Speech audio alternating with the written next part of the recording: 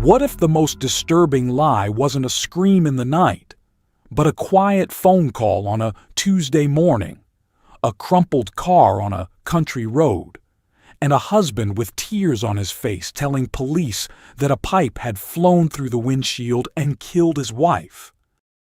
That's the story of Barbara Kendhammer, a school cafeteria worker from West Salem, Wisconsin, a mother of two, a brand new grandmother who had just celebrated 25 years of marriage, a woman whose co-workers said was always at work by 8 o'clock. On September 16, 2016, Barbara didn't show up. She didn't call in. She didn't answer. And by the time people started asking questions, she was lying on a rural road with catastrophic injuries to her head and neck, while her husband stood a few feet away, saying it was all a terrible accident. Was it? Or had the man who knew everything about broken glass just used that knowledge to get away with murder? This is the Todd Kendhammer case.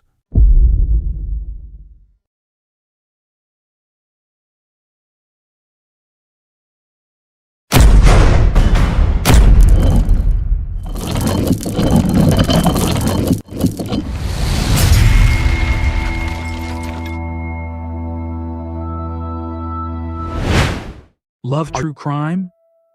The Ultimate Serial Killer Coloring Book features 65 notorious killers brought to life in bold, black and white line art. Single-sided pages, dark, detailed, unforgettable. Available now on Amazon.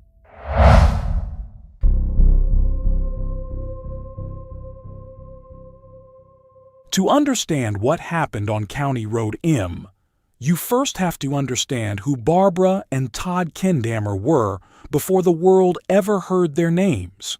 Barbara Kendhammer was born on March 4, 1970, in La Crosse, Wisconsin, to Merlin and Joyce Adams. She grew up in West Salem, a tight-knit small town where families knew each other across generations, where churches anchored the community, and where everybody eventually recognized everybody's routine.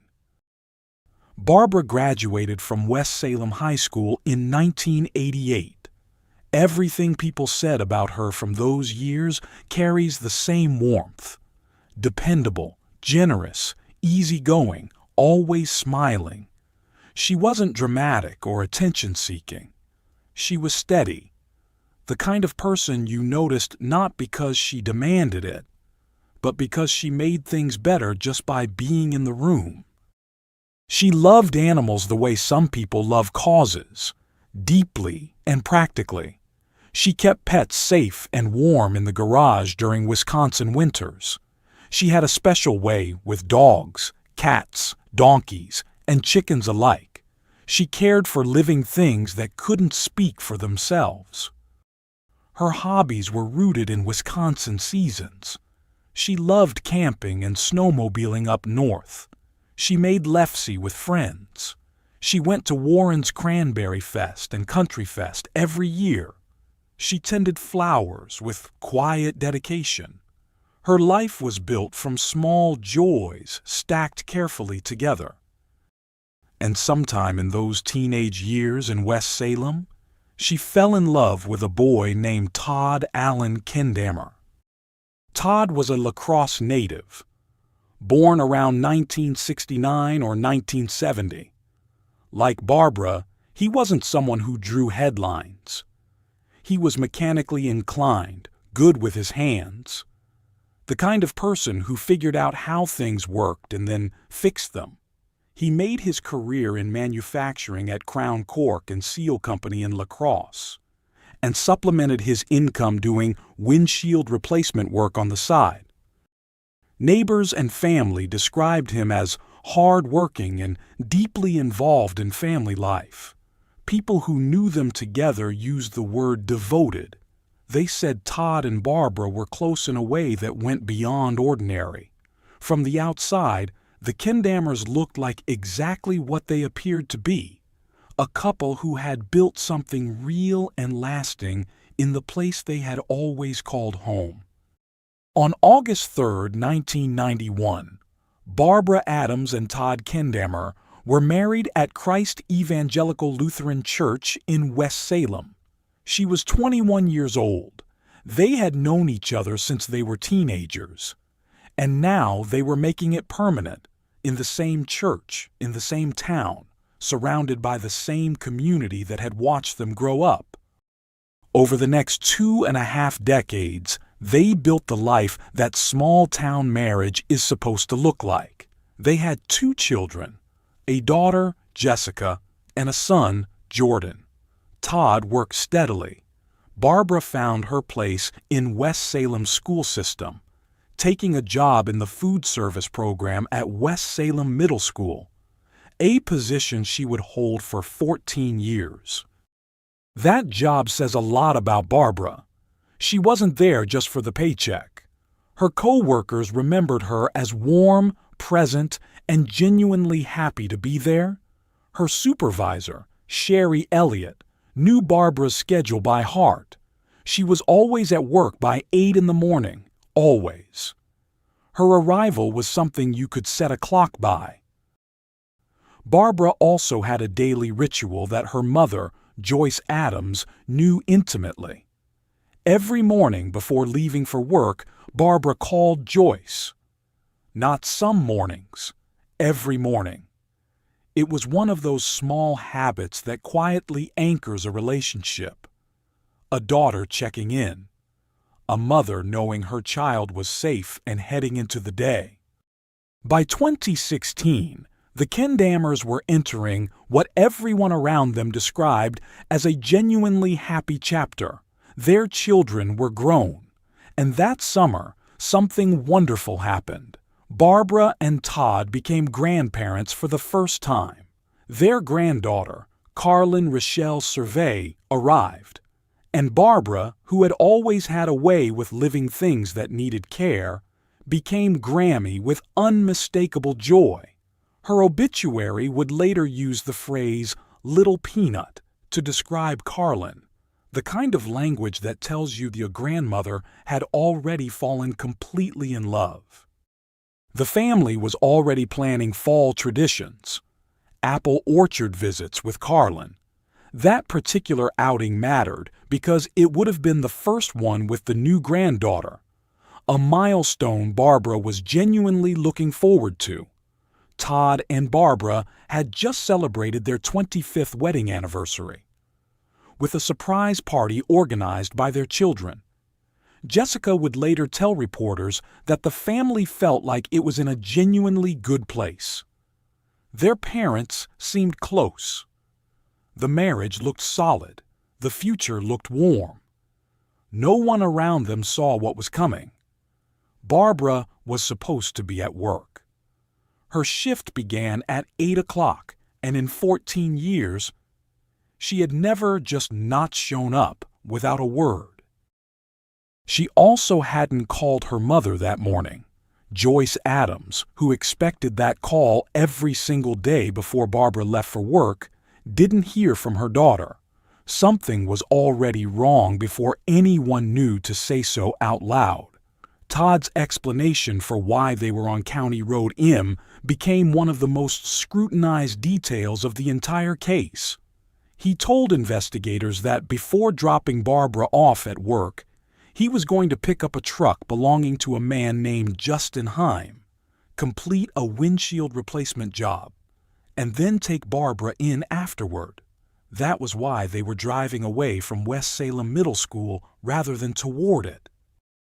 But investigators contacted Justin Heim. Heim said he had not arranged any windshield job with Todd. He was not expecting him. Todd then shifted his account, mentioning a friend of Heim's. But that person also had no knowledge of any appointment. At trial, Todd introduced yet another name, Jared Logang, who he said he may have been trying to reach that morning. Logang said the same thing. No arrangement, nothing planned.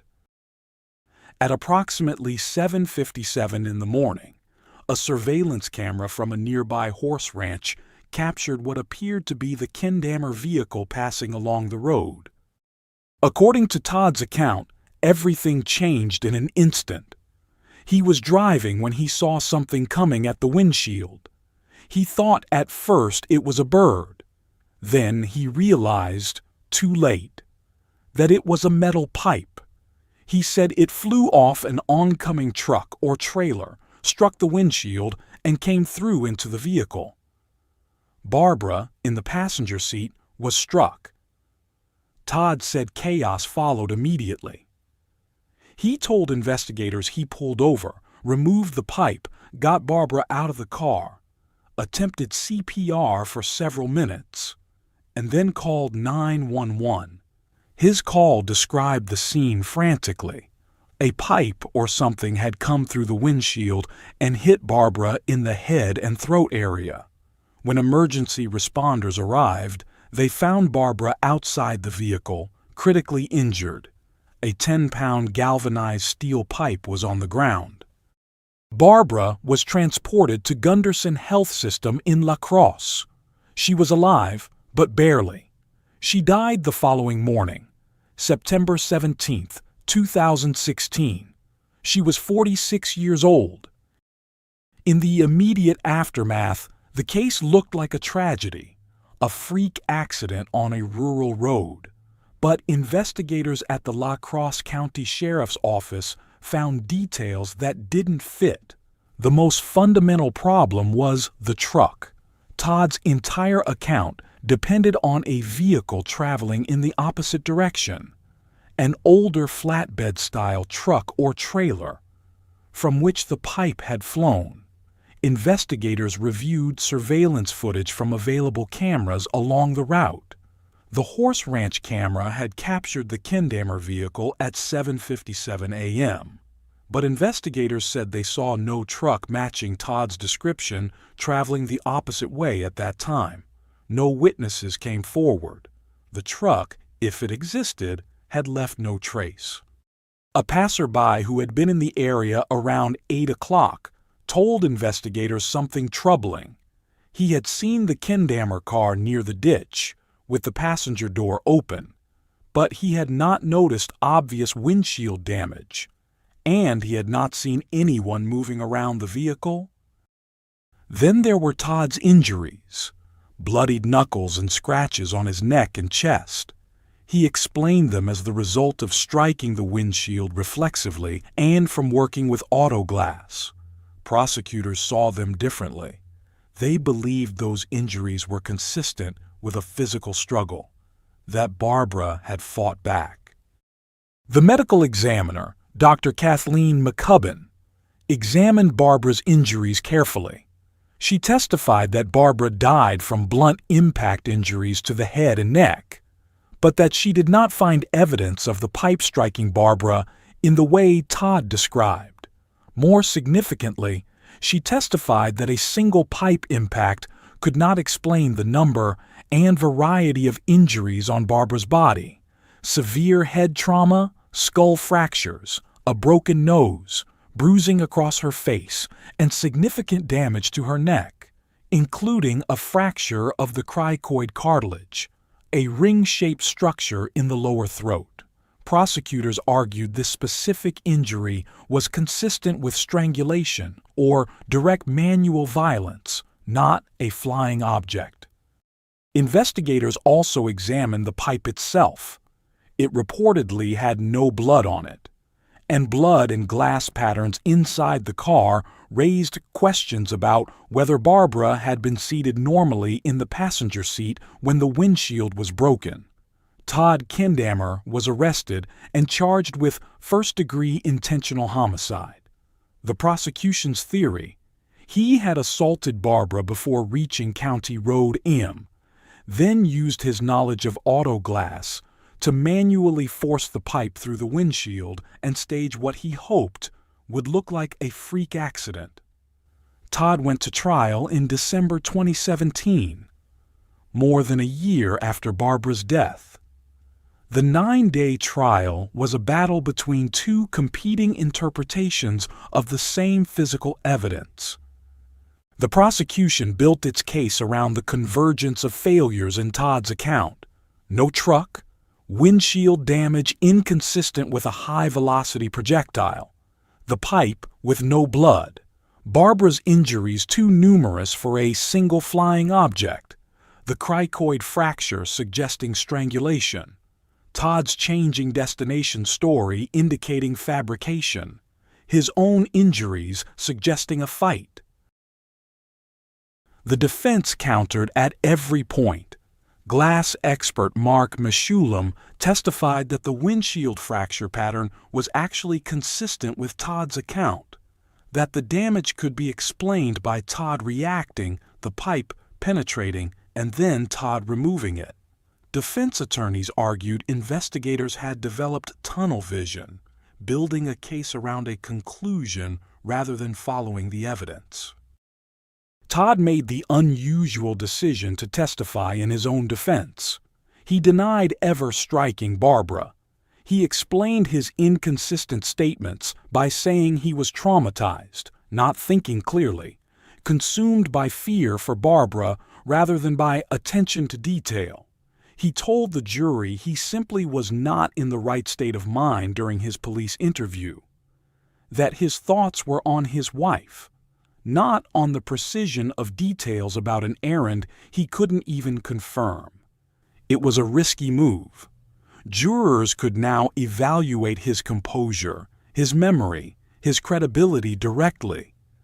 And the prosecution needed them to see not a grieving husband trying to explain away trauma, but a man trying to explain away evidence. The jury deliberated for approximately 10 hours. On December 15, 2017, Todd Allen Kendhammer was found guilty of first-degree intentional homicide. He was sentenced to life in prison, with parole eligibility set for March 9, 2048, 30 years from sentencing. His children, Jessica and Jordan, continued to support him publicly. They had lost their mother, and they believed they were also losing their father to a conviction they did not believe was just. At sentencing, family members spoke before the court. Todd thanked them for standing by him. Technical analysis. The Kendhammer case is one of the most technically contested true crime cases in recent Wisconsin history. And understanding why requires looking carefully at what each piece of evidence actually showed and what it failed to prove conclusively. The pipe. Prosecutors argued a 10-pound galvanized steel pipe couldn't have penetrated a moving windshield from a passing truck with the force needed to cause Barbara's injuries, and that the absence of blood on the pipe contradicted Todd's version. The defense said the lack of blood could be explained by Todd removing it, and that the force of initial impact rather than continued contact caused the trauma. Legitimate competing interpretations. The windshield damage. Prosecutors said the fracture pattern suggested the glass was broken from outside by a stationary or slow-moving force, not a high-velocity projectile. Defense expert Meshulam said the pattern was consistent with a dynamic event, Todd reacting, the pipe coming through, Todd removing it. Auto glass fracture analysis is not simple science. Both experts had genuine credentials. The cricoid fracture. Prosecutors framed it as evidence of strangulation before the stage scene was created. Post-conviction defense pathologist Dr. Shaku Tees disputed this and said Barbara's injuries were overall consistent with a car accident, suggesting some trauma could have resulted from medical treatment or body handling. Even a forensic expert consulted by CBS's 48 Hours, Dr. Lindsay Thomas, said publicly she could not state with certainty whether the medical evidence proved homicide or accident by itself. The missing truck. In a rural area with limited early morning traffic, A vehicle leaving no photographic trace and no witnesses is a serious problem. Absence of evidence is not proof of absence. But for a jury evaluating the totality of Todd's story, it was a gap that couldn't be explained away. The pipe bounce experiments. Post-conviction, the defense pointed to state tests dropping a similar pipe from trucks on the same road. 8 of 9 tests did not recreate Todd's scenario. 1 produced a near match. The defense said this proved the accident was physically possible. The prosecution said 8 failures spoke for themselves, and that the 1 partial result involved too many unknown variables to mean anything.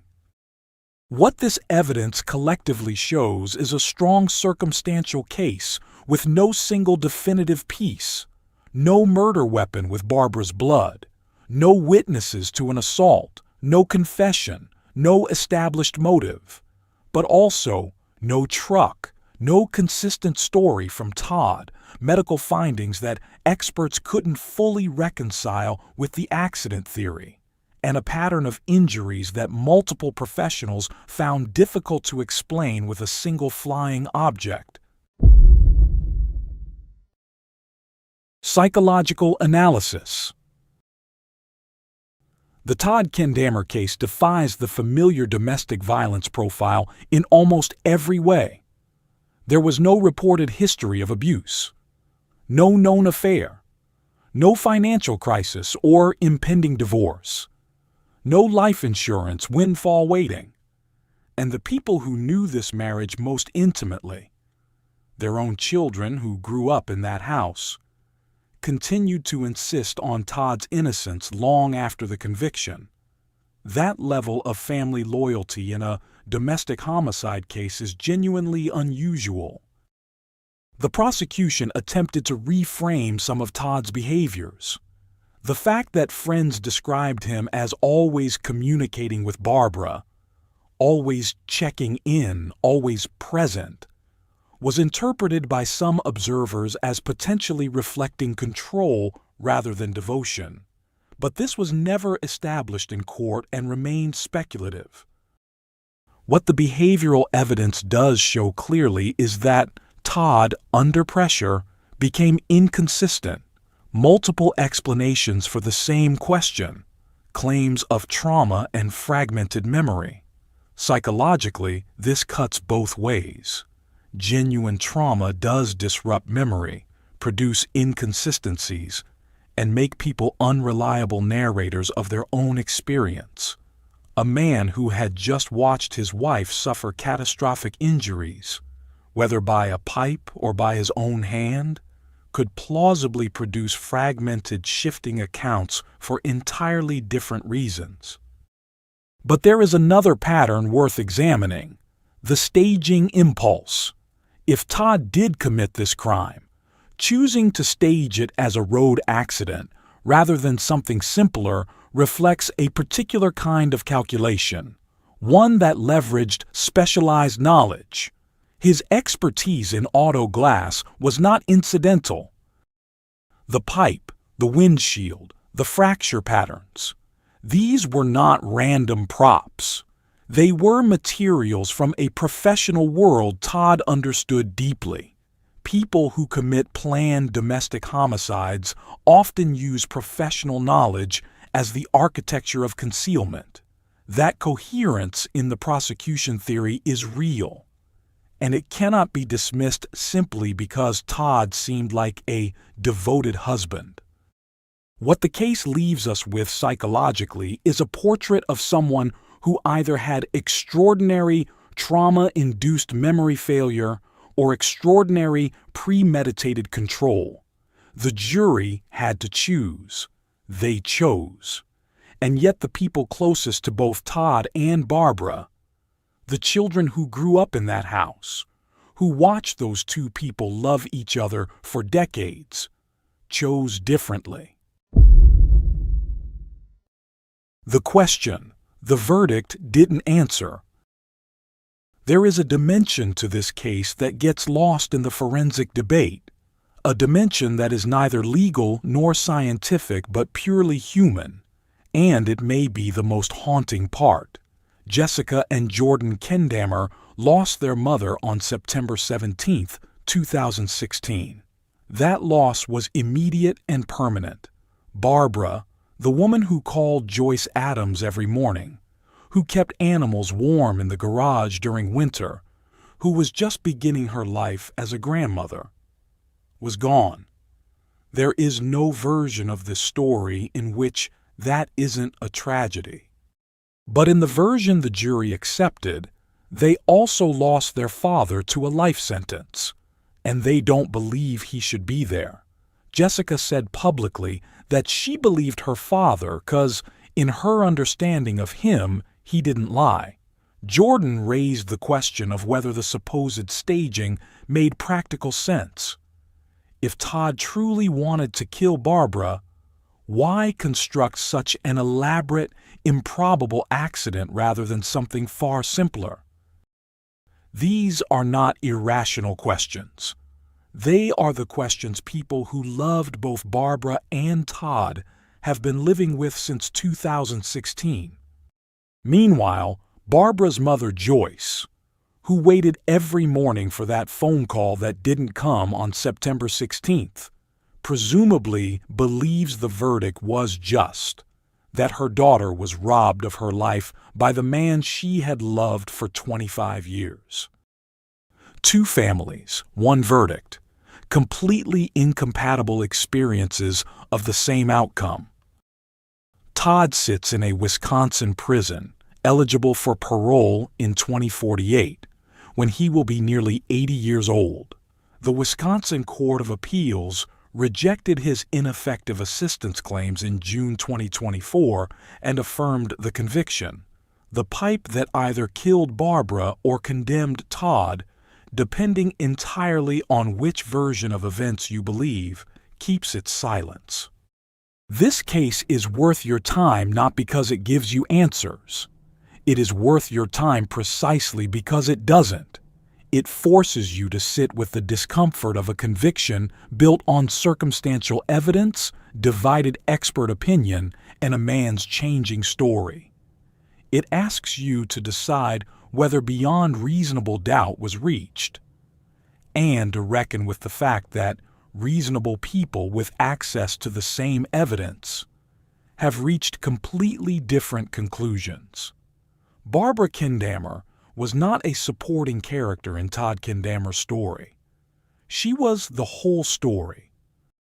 She deserved the rest of her life. Whatever truly happened on County Road M took that from her. If this case left you going back and forth,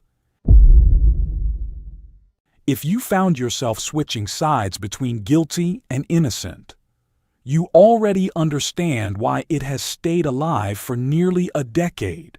Leave your verdict in the comments. Do you believe the jury got it right? Or is there a truck out there that nobody ever found? Subscribe if you're new here. We cover exactly these cases, the ones that don't wrap up neatly, the ones that stay with you. Rest in peace, Barbara Kendhammer.